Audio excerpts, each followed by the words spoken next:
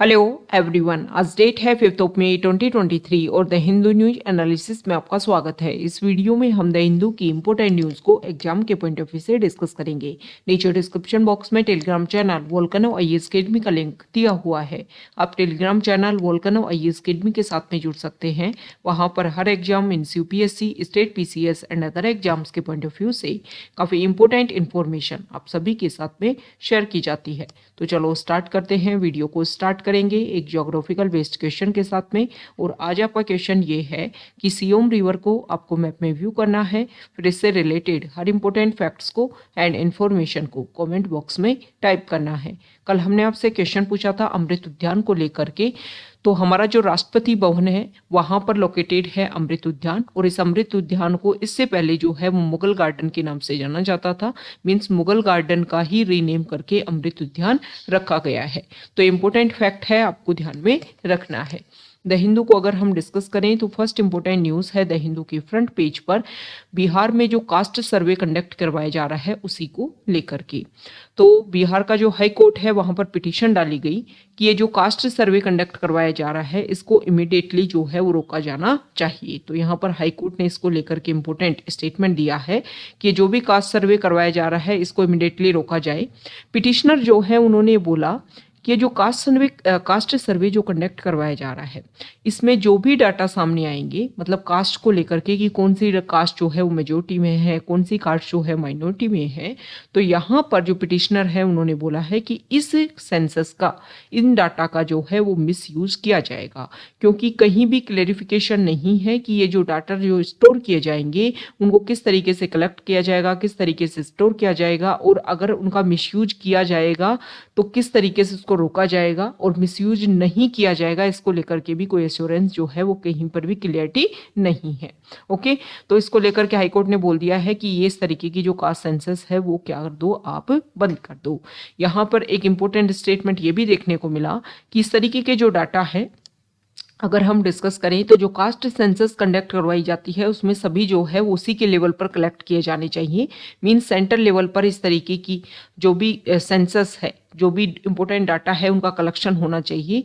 State government जो है वो इसमें अपने लेवल पर कोशिश ना करे, और साथ ही साथ में स्टेट के जो फंड है, जो मनी है, उसका इस तरीके से मिसयूज करने की कोशिश ना करे। पिटिशनर ने ये सारे पॉइंट रखे थे कि इस तरीके से मिसयूज किया जा रहा है, जो स्टेट का फंड है उसका इस तरीके की सेंसस कंडक्ट करवाने में मिसयूज किया जा रहा है। ओके, तो इसको स्टॉप करने की बात की गई है। हालांकि इस सर्वे का जो फर्स्ट जो स्टेप था उसमें जो भी हाउसेस थे उन सब की नंबरिंग, ये सारा प्रोसीजर जो है वो कंप्लीट कर लिया गया है। नेक्स्ट इंपोर्टेंट आर्टिकल है, देखो मणिपुर जो स्टेट है हमारे इंडिया का नॉर्थ ईस्ट में, वहां पर प्रोटेस्ट देखने को मिल रहा है। इस आर्टिकल को आज हम टेक्स्ट पेज पर डिस्कस करेंगे कि क्या इशू है। मैती जो कम्युनिटी है वो वहाँ पर क्यों, उन्होंने एसटी कम्युनिटी की वो क्यों डिमांड कर रहे हैं, और उसके बाद में जब वहाँ के हाई कोर्ट ने भी इस चीज़ को लेकर के बोला है, जुडिशरी ने बोला है कि सेंट्रल गवर्नमेंट जो है वो 4 वीक में जो है, स्टेट गवर्नमेंट जो है वो 4 वीक में सेंट्रल गवर्नमेंट को इस चीज़ को लेकर के एक रिकॉग्निशन या अपनी तरफ से पॉइंट लिखे कि आप जो है वो मैती कम्युनिटी जो है उसको एसटी का क्या दो, रिकॉग्निशन दो। ओके, तो इसके बाद में जो अदर कम्युनिटी है वो यहाँ पर प्रोटेस्ट कर रही है, जिसकी वजह से इशू जो है वो काफ़ी ज़्यादा बढ़ गए हैं। तो टेक्स्ट पेज पर हम इस इशू को जो है वो अच्छे से टैकल करेंगे। क्या क्या मैती कम्युनिटी अपनी तरफ से पॉइंट रख रही है और क्या क्या अदर कम्युनिटी जो है वो अपनी तरफ से पॉइंट रख रहे हैं। ओके, नेक्स्ट यहाँ पर जो आर्टिकल है, तो SCO संघाई कॉरपोरेशन ऑर्गेनाइजेशन के जो मिनिस्टर्स हैं उनकी जो मीटिंग है इंडिया में, ऑर्गेनाइज इंडिया जो करवा रहा है, उसमें जो है वो चाइना के जो फॉरेन मिनिस्टर हैं उनके साथ में हमने LAC line of actual control को लेकर के जो इशू है उसको हमने डिस्कस किया। साथ ही साथ में मिस्टर लेवरोव जो हैं उनके साथ में डिस्कशन किया। हालांकि पाकिस्तान के जो मिनिस्टर हैं उनके साथ में बायलैटरल डिस्कशन जो है वो नहीं देखने को मिला। आज जो है वो संघाई कॉरपोरेशन ऑर्गेनाइजेशन के जो मिनिस्टर्स हैं उनके बीच में इकोनॉमिक टाइज को लेकर के डिस्कशन होगा। साथ ही साथ में इंडिया के स्टैंड को अगर हम डिस्कस करें तो देखो India G20 HC organisation, BRICS, IBSA, ये कुछ ऐसे ऑर्गेनाइजेशन है, क्वेड ग्रुप, इन सब में जो है वो एक इम्पोर्टेंट रोल प्ले करता है।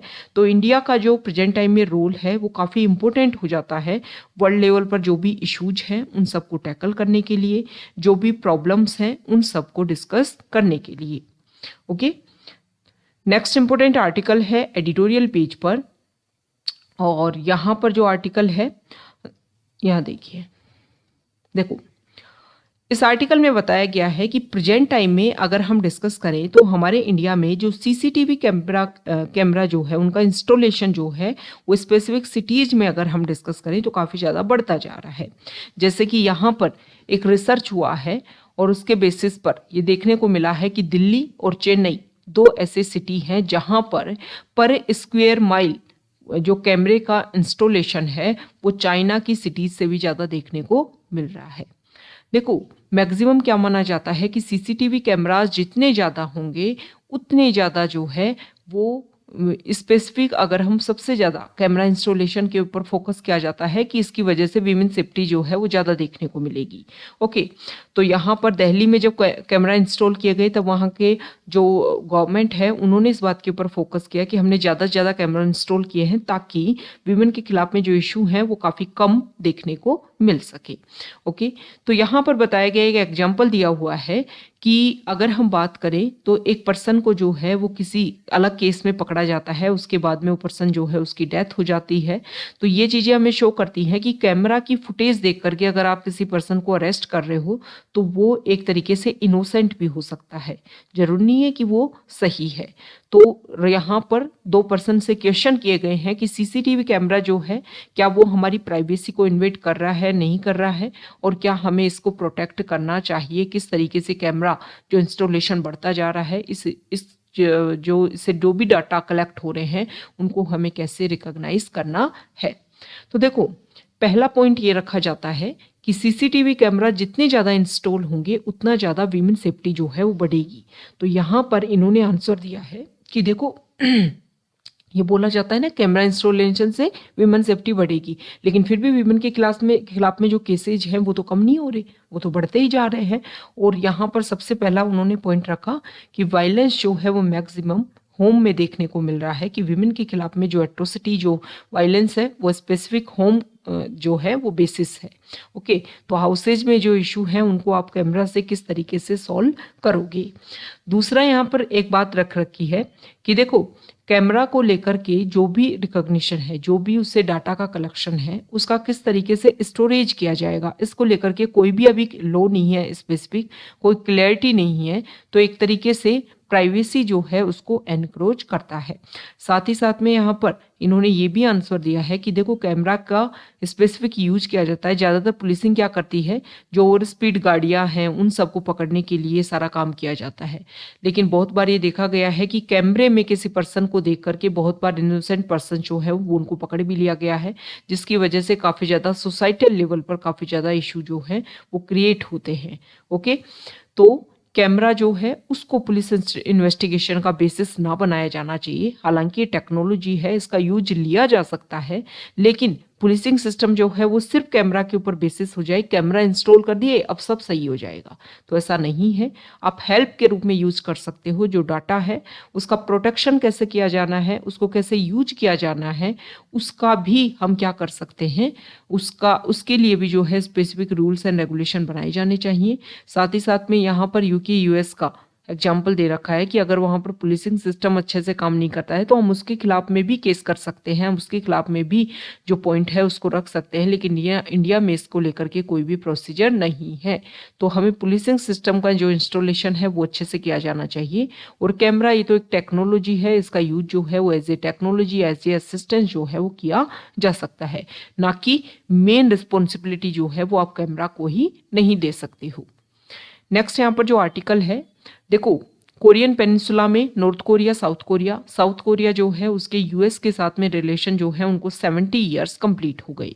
ओके, तो यहाँ पर जो आर्टिकल है इसमें बताया गया है कि साउथ कोरिया के जो प्रेसिडेंट है उनकी यूएस विजिट देखने को मिली, और इस टाइम में यूएस और साउथ कोरिया दोनों ने मिलकर के अपने जो भी प्रेजेंट टाइम में प्रॉब्लम है उनको लेकर के डिस्कस किया, और जो भी उनका डिस्कशन हुआ उसको वाशिंगटन डिक्लेरेशन के नाम से जाना गया। अब यहाँ पर अगर हम देखें तो देखो, अभी कुछ टाइम पहले नॉर्थ कोरिया जो है उन्होंने क्या किया कि Hwasong 8 solid fuel intercontinental ballistic missile जो है उसको उन्होंने सक्सेसफुली लॉन्च किया। तो इससे साउथ कोरिया को लगता है कि उनको भी अपने न्यूक्लियर वेपन जो हैं वो बढ़ाए जाने चाहिए ताकि वो नॉर्थ कोरिया से अपने आप को बचा सके। लेकिन यहाँ पर जो डिस्कशन हुआ तो इसमें यूएस ने अश्योर किया है कि कोरियन पेनिनसुला जो है उसके पास में हम क्या करेंगे, अपना जो भी स्ट्रेटजी है, अपने जो न्यूक्लियर या देखिए न्यूक्लियर बैलिस्टिक सबमरीन जो है अमेरिकन, ये हम क्या करेंगे आपके कोरियन पेनिनसुला के पास में जो है इंस्टॉल करेंगे। मतलब मेन टारगेट ये है कि देखो, रशिया और कुछ कंट्री यूएस, रशिया, ये कुछ कंट्रीज जिन्होंने अपने न्यूक्लियर वेपन जो हैं वो अच्छे से डेवलप कर लिए, अब वो चाहते हैं कि वर्ल्ड में जो है वो अदर कंट्रीज अपने न्यूक्लियर वेपन जो हैं वो डेवलप ना करें। तो इसलिए उन्होंने अलग अलग पॉलिसी जो है वो इम्प्लीमेंट की। वो चाहते हैं कि न्यूक्लियर वेपन्स जो हैं उनका एक तरीके से उनके ऊपर रोक लगाई जाए। तो इसलिए वो क्या करते हैं कि कोई भी कंट्री को अगर असिस्टेंस की ज़रूरत है तो हमारे पास में वेपन है, हम आपको प्रोवाइड करेंगे। तो यहाँ पर यूएस ने बोला है कि हम आपकी हेल्प करेंगे, आपके पास में एक हमेशा एक सबमरीन जो है वो इंस्टॉल किया जाएगा ताकि अगर नॉर्थ कोरिया आपके ऊपर अटैक करता है तो यूएस इसमें आपकी हेल्प करेगा। लेकिन चाइना इस बात से खुश नहीं है क्योंकि यूएस की प्रेजेंस जो है वो चाइना के आसपास वाले रीजन में जो है वो बढ़ती जा रही है। स्पेसिफिक जैसे ताइवान को लेकर के क्लैश है। ओके, तो इससे क्या होगा, इससे दो इश्यू होंगे। एक तो आप नॉर्थ कोरिया के जो नॉर्थ कोरिया जो है वो अपने वेपन्स बना रहा है कि आसपास वाले रीजन में अपना डोमिनेंस एस्टेब्लिश करेगा, लेकिन यूएस ने बोला कि हम सपोर्ट करेंगे साउथ कोरिया को। मतलब नॉर्थ कोरिया जो है उसके न्यूक्लियर वेपन को बनाने का जो तरीका है वो और ज़्यादा बढ़ेगा, क्योंकि अब उसको साउथ कोरिया से टैकल नहीं करना खुद को, क्योंकि यूएस अपने जो वेपन्स है वो वहाँ पर इंस्टॉल करना है तो उसको यूएस से टैकल करना है। तो इससे क्या होगा, जो वेपन की जो और ज़्यादा डिमांड जो है या और ज़्यादा उसका कंजम्पशन जो है वो बढ़ेगा, और नॉर्थ कोरिया जो है और नए नए तरीके की जो टेक्नोलॉजी है उनको इंस्टॉल करेगा। तो इससे एक तो एक ये प्रॉब्लम क्रिएट होगी।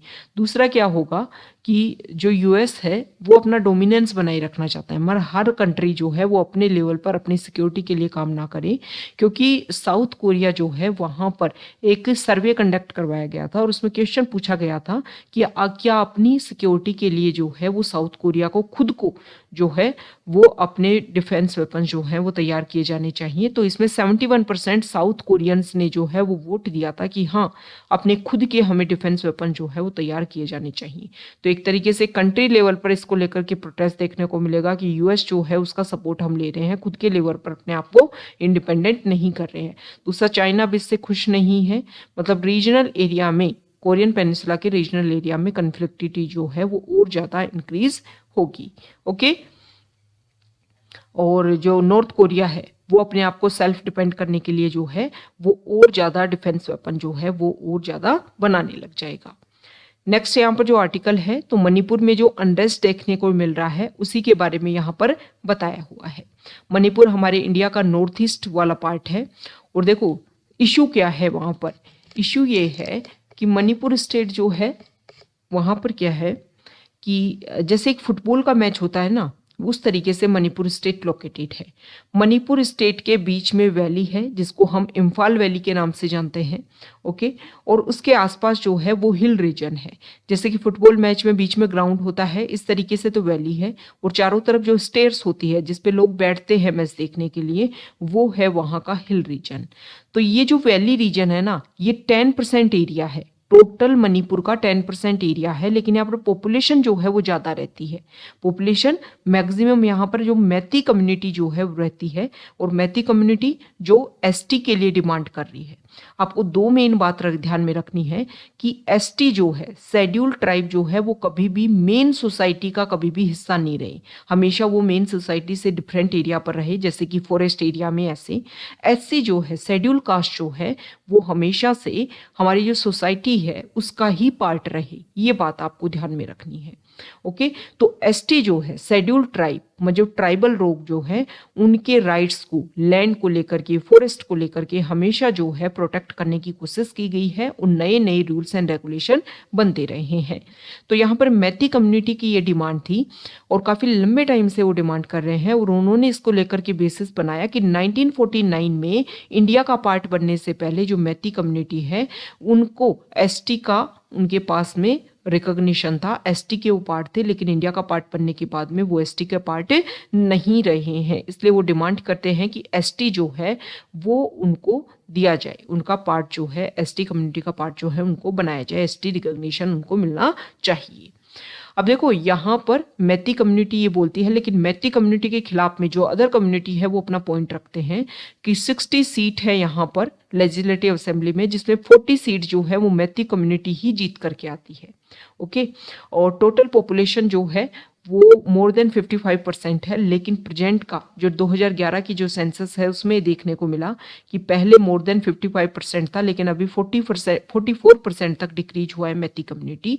तो जो ट्राइब है मैती ट्राइब, उसका जो भी कल्चर है, उसका जो भी लैंग्वेज है, उन सबको प्रोटेक्ट करने के लिए जो है वो एसटी कम्युनिटी का हमें टैग दिया जाना चाहिए। अदर कम्युनिटी यहाँ पर ये बोलती हैं कि प्रेजेंट टाइम में मैती कम्युनिटी को अपने ओबीसी का और जो ओबीसी ईडब्ल्यूएस इनका जो है आपने क्या दे रखा है, टैग दे रखा है। तो ये टैग देने के बाद में जो है वो मैती कम्युनिटी को एसटी में डालने की जरूरत नहीं है। और अदर कम्युनिटी का ये भी मानना है कि अगर मैती कम्युनिटी एसटी कम्युनिटी में आ जाती है मणिपुर में, तो वहां पर क्या होगा, एसटी में अगर मैती कम्युनिटी आ जाएगी ना, तो उससे क्या होगा कि उस जो पॉपुलेशन ज़्यादा है और एक तरीके से रिसोर्सेज उनके पास ज़्यादा रहेंगे, तो जो भी जॉब है उसमें मैती कम्युनिटी का ही दबदबा जो है वो बढ़ जाएगा और एक तरीके से और पॉलिटिकल बेनिफिट जो है उनको देखने को मिलेगा और इसके इशू जो हैं वो अदर कम्युनिटी के लिए क्रिएट होंगे। तो मैती कम्युनिटी काफ़ी लंबे टाइम से डिमांड कर रही थी और अब वहाँ की जुडिशरी जो है उन्होंने भी बोल दिया है कि मैती कम्युनिटी को एसटी में हमें रजिस्टर करवाने के लिए क्या करना है, स्टेट गवर्नमेंट जो है वो सेंट्रल गवर्नमेंट को इसको लेकर के अवेयर करे। तो यहाँ पर उसके बाद में जो अदर ग्रुप्स हैं उन्होंने प्रोटेस्ट करना स्टार्ट कर दिया है कि मैती कम्युनिटी को अगर आप एसटी में डालते हो तो अदर कम्युनिटी जो है उनको इससे नुकसान उठाना पड़ेगा। ओके, तो ये मणिपुर में इशू है और इसकी वजह से सारा प्रॉब्लम जो है, ये सारा अनरेस्ट जो है वो वहां पर देखने को मिल रहा है। नेक्स्ट इंपॉर्टेंट आर्टिकल है न्यूज़ पेज पर, और यहाँ पर जो आर्टिकल है यहाँ देखिए, हाँ, एचसीओ मिनिस्टर जो हैं उनकी आज मीटिंग होगी इकोनॉमिक टाइज को लेकर के। और इंडिया की जो पोजीशन है प्रेजेंट टाइम में एक बैलेंसिंग फोर्स जो है, जैसे कि क्वाड ग्रुप के मेंबर्स, G20, ब्रिक्स, इब्सा, एचसीओ, इन सब के बीच में इंडिया जो है वो मेन इंपॉर्टेंट रोल प्ले कर रहा है। तो इंडिया को अपने इस स्टैंड को ध्यान में रखना चाहिए और उसी के अकॉर्डिंग जो है वो बैलेंसिंग नेचर बनाते हुए जो भी इशू है उनको टैकल करने की कोशिश करनी चाहिए। ओके, और ये आज का हमारा द हिंदू न्यूज़पेपर का डिस्कशन था। तो अगर आप यहाँ तक आए हैं, वीडियो आपको अच्छा लगा है तो प्लीज़ वीडियो को लाइक कीजिए, शेयर कीजिए और चैनल को सब्सक्राइब कीजिए। Okay, thank you.